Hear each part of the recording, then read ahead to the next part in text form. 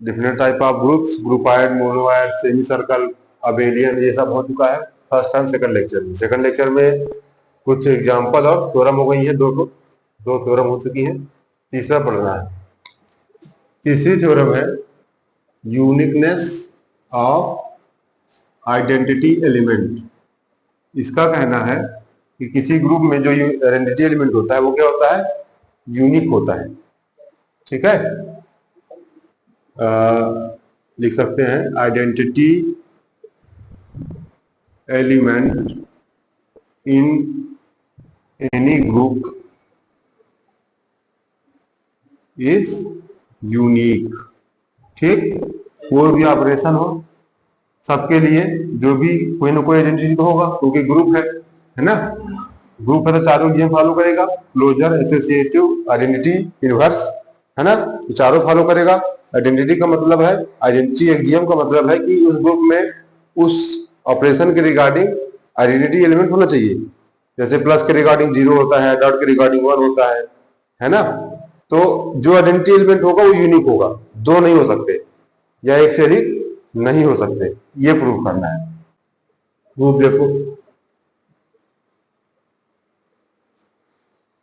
हमको प्रूफ करना है कि यूनिक है, हम उल्टा लेके चलते हैं। Let if possible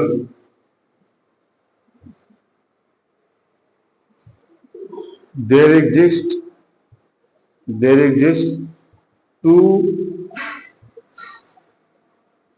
identity element in two identity element E1 and E2 in G। हमने में मान लिया कि ग्रुप G में दो आइडेंटिटी एलिमेंट है, E1 और E2। ठीक है, हमको प्रूफ करना है क्या कि यूनिक है, एक ही है। हमने क्या लेके चल रहे हैं कि दो है, हम ये लेके चल रहे हैं और प्रूफ कर देंगे कि जो लेके चल रहे थे वो गलत, ये कि संभव नहीं है।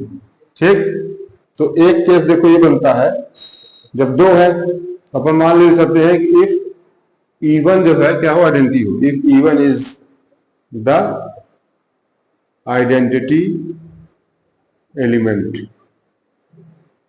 ठीक, अगर E1 आइडेंटिटी एलिमेंट है तो E1 के आइडेंटिटी की डिफिनेशन क्या होती है कि किसी भी एलिमेंट के साथ ऑपरेट करो तो क्या आता है, वही एलिमेंट वापस आता है। तो E2 के साथ आइडेंटिटी लगाएंगे तो क्या आएगा, E2 आएगा। सेम केस सेकंड देखो, अगर E2 आइडेंटिटी हो, E2 is the identity element, तो E1 के साथ लगाएंगे तो क्या आएगा, E1 आएगा। फर्स्ट और सेकंड केस में देखो, E2 ऑपरेशन E1 और E1 operation E2। From first and second we have E2 operation E1 और E1 ऑपरेशन E2 दोनों बराबर लिख सकते हैं क्या, E1 E2 belongs to G, दोनों G के लिए। ठीक है, देखो E2 ऑपरेशन E1 क्या था, E1 ऑपरेशन E2 क्या था, E1, तो क्या है देखो E2 और E1 क्या हो गए, बराबर हो गए। E1 E2 क्या था शुरू में, दोनों क्या थी, आइडेंटिटी एलिमेंट। तो हमने क्या माना था दोनों को अलग अलग, तो डिस्टिंक्ट लेके चले थे, डिस्टिंक्ट आइडेंटिटी एलिमेंट, है ना। अलग अलग लेके चले तो क्या है, दोनों बराबर हो गए। मतलब अगर दो लेके चलते हैं तो दोनों अलग अलग ना होकर के क्या होंगी, दोनों सेम होंगी, तो अलग आइडेंटिटी नहीं हो सकती। नेक्स्ट थ्योरम लिखो, for every A belongs to G the inverse of A inverse is A। क्या लिखा है कि A इनवर्स का इनवर्स क्या है, A है, मतलब दैट इज A इनवर्स का इनवर्स क्या है, A। ठीक है, ये प्रूफ करना है। Late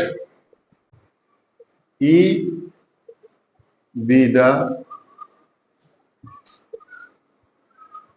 identity element of G, then for every A belongs to Z, we know that by inverse axiom. Inverse axiom क्या कहता है? A operation A inverse equal to e, और ये किसके बराबर होता है? ए इनवर्स ऑपरेशन ए, ये होता है।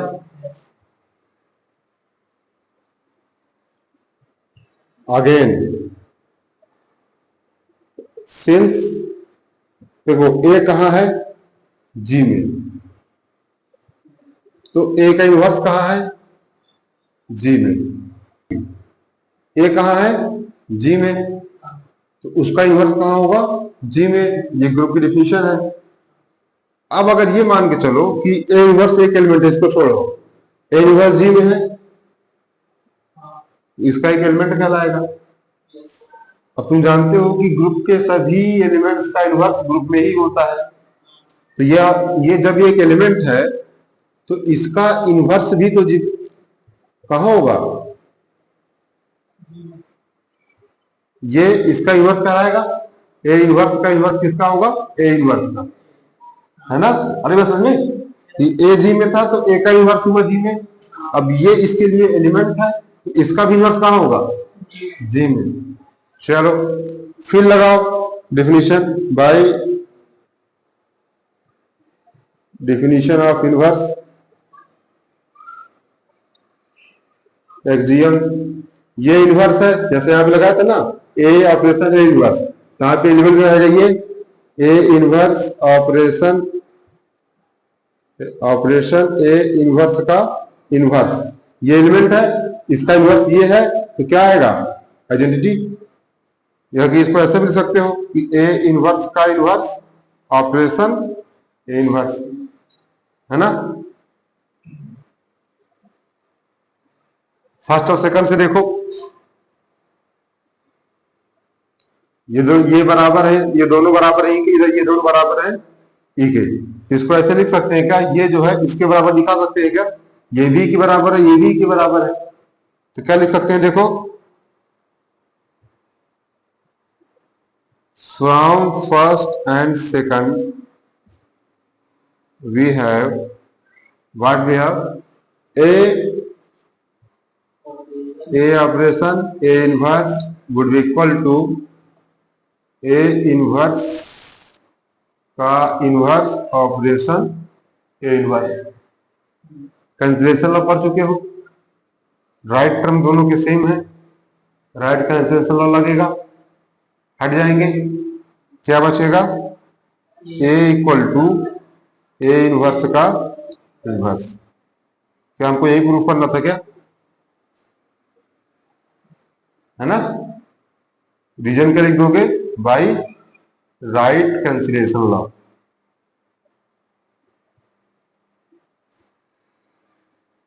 ठीक है, ये प्रूफ करना था कि ए के इनवर्स का इनवर्स क्या होता है? खुद ए होता है। प्रूफ हो गया, ए के इनवर्स का इनवर्स खुद वही एलिमेंट ए होता है। ठीक, ये था तुम्हारा पांचवी थ्योरम, लिख लो फटाक से। नेक्स्ट थ्योरम हमारी इनवर्स लॉ। इनवर्स लॉ कहता है if G is a group, if G is a group then for every AB belongs to G, हमको ये दिखाना है कि A ऑपरेशन B का इनवर्स होता है, B inverse operation A inverse, ये हमको प्रूफ करना है। यहाँ पे AB है, यहाँ पे B है, ठीक है, ये प्रूफ करना है। देखो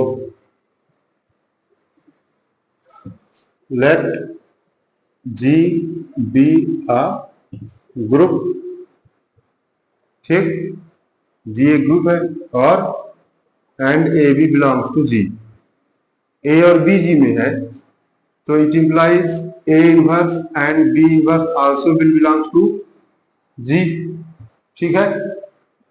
तो क्लोजर से तुम जानते हो कि बी इनवर्स ऑपरेशन ए इनवर्स भी जी में होगा, ठीक है, और ए ऑपरेशन बी भी कहाँ होगा, जी में होगा। क्लियर हुई बात? ए बी जी में है तो ए ऑपरेशन बी जी में होगा, A inverse B inverse G में है तो बी इनवर्स ऑपरेशन ए इनवर्स भी जी में होगा, क्लोजर से। अब तुमको ये प्रूफ करना है कि ए ओ बी ये लिखा है और बी इनवर्स ऑपरेशन ए इनवर्स ये लिखा है, जिसमें देखो क्या लिखा है, ए ओ बी का इनवर्स इक्वल टू दिस, मतलब इसका इनवर्स ये है ना। तो हम कैसे दिखा सकते हैं, हम कहते हैं कि अगर ए इनवर्स ए का इनवर्स है तो दोनों के बीच ऑपरेशन क्या आता है, ई आइडेंटिटी आती है ऑपरेशन लगाने के बाद, यही इनवर्स की डिफिनीशन है। तो हम ये दिखा सकते हैं क्या कि इनके बीच में आइडेंटिटी लगाए तो ई आ जाए तो पता चल जाएगा कि ये इसका इनवर्स है, समझे। हमको प्रूफ करना है कि ये इसका इनवर्स है ना। अगर ये इनवर्स है एक दूसरे के तो दोनों के बीच ऑपरेशन लगाओगे तो ई आएगा चाहिए, है ना, आइडेंटिटी एलिमेंट आना चाहिए। क्लियर हुई बात? जैसे इसमें पता चलता है कि अगर दोनों के बीच में आइडेंटिटी आ रहा है, दोनों के बीच ऑपरेशन लगाने से आइडेंटिटी आ रही है, तो जान जाती है कि दोनों क्या इनवर्स है। हमको प्रूफ करना है कि इनवर्स है, हम यही दिखाएंगे, दोनों के बीच ऑपरेशन लगाएंगे और दिखाएंगे कि ई आ रहा है, पता चल जाएगा हमको। चलो proof,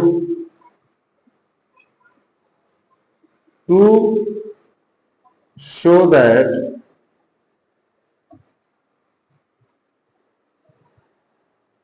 inverse of A operation B is B inverse operation A inverse, we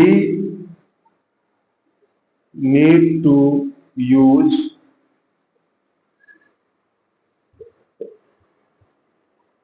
inverse axiom. क्या यूज करेंगे अपन? इनवर्स एक्सियम यूज करेंगे। मतलब हम ये दिखाएंगे कि इन दोनों का ऑपरेशन क्या आता है, आइडेंटिटी आता है, ठीक है। ए ओ b operation b inverse operation ए इनवर्स, ये फाइंड करना है हमको। इसका रिजल्ट अगर ये आता है तो ये दोनों क्या कहलाएंगे, एक दूसरे के इनवर्स कहलाएंगे, ठीक है। देखो कैसे कर सकते हैं, इनके बीच में एसोसिएटिव लगा सकते हो क्या, बी इसके साथ लगा है तो बी अंदर भेज सकते हैं ना, हम इनके साथ लगा सकते हैं, ऑपरेशन तो ओवरऑल सबके बीच में है। देखो ऑपरेशन कितनी बार लगा है, 1 2 3 बार लगा है। और एसोसिएटिव क्या होता है, ए ऑपरेशन ऐसे अगर है हम ऐसे तो कर ही सकते हैं, है ना। अभी बी सी के साथ था तो बी को ए के साथ लगा ही सकते हैं, यहाँ भी बी अभी ए के साथ बी यहाँ लगा सकते हैं। तो क्या कर सकते हैं हम, a operation b inverse operation c, sorry operation A inverse, है ना। इस बी को और इसको एक साथ कर दिए, ठीक। अब बी ऑपरेशन बी इनवर्स क्या होता है, बी और बी इनवर्स है ना एक दूसरे के, ये हो जाएगा ई ऑपरेशन ए इनवर्स। अब इस ई को तुम चाहे इसके साथ जोड़ दो चाहे इसके साथ जोड़ दो, कोई दिक्कत नहीं, वही एलिमेंट आएगा जो है, ए के साथ जोड़ोगे तो ये आएगा, ई ए इनवर्स के साथ जोड़ोगे तो ए इनवर्स ही आना है। तो क्या बचेगा, a operation A inverse, a operation inverse क्या होगा, ई आ गया। इन दोनों का आंसर क्या आया, ई आया है। इट इंप्लाइज दैट बी, क्या रिजल्ट निकल के आया हमारा कि जो बी इनवर्स ऑपरेशन ए इनवर्स है वो क्या है, इसका इनवर्स है, is the inverse of a operation b. तो हमारा ये प्रूफ हो गया, it implies a operation b का whole inverse is equal to b inverse operation inverse. ठीक, अगर कुछ समझ में ना आया तो पूछ लो।